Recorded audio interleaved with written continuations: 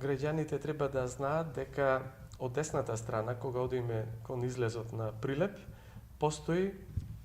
има постоечки канал кој што ја нема сигурноста да ја сноси тежината на уште една трета лента. Земајќи го тоа во предвид, значи тоа е еден огромен зафат и огромен проект со дополнителни експроприации кои што треба да го прво да го санираме тој одводен канал, постоечки со години, смета дека повеќе од 30 години тој постои. И на тој канал за сега во втората фаза на тој канал ќе постои велосипедска и тротоарска патека. Значи трета лента не беа во можност ни проектантите да испроектираат за да биде проширен од доменот на опфат. Можело да се очекува проект на ова вие што го кажувате, проектот? Да. Проектот е веќе најавен и е во подготовка.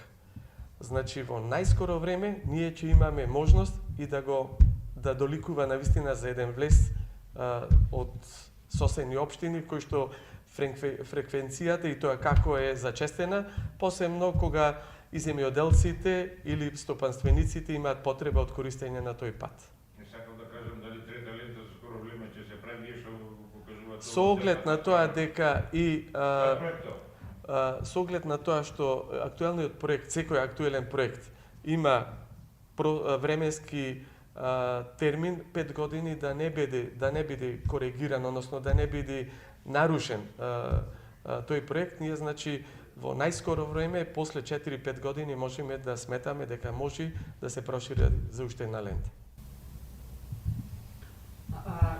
Рекоа е дека има сандаче за поплаки.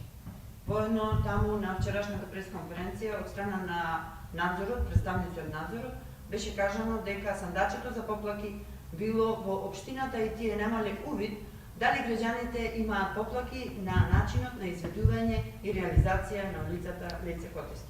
Дали вие можеби имате информации, има ли поплаки, жалби од граѓаните и колективни... Сандаче за поплаки во општинската зграда нема.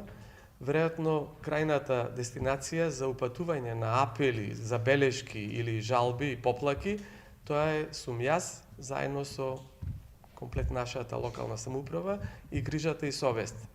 Еве само еден пример, каде што во изведувањето на делот од тротоарот, веројатно на улицата Леце Котески, направен е прекин, односно дефект на електричната мрежа, инсталација, и тоа граѓаните на Жабино Мало ги кошта неколку дена немање на струја.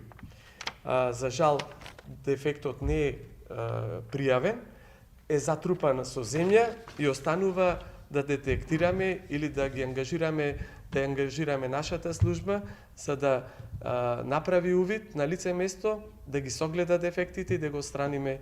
Значи, самите сограѓани, самите жители во околината на Леце Котески го чувствуваат аномалиите и не така сигурната динамика за изведување на оваа сообраќајница. Ова е само еден од многуте примери каде што граѓаните се жалаат, имаат приметби и сето друго останува ние да го санираме, односно ние да превземиме се, за да не се почувствува по нормалниот живот на граѓаните.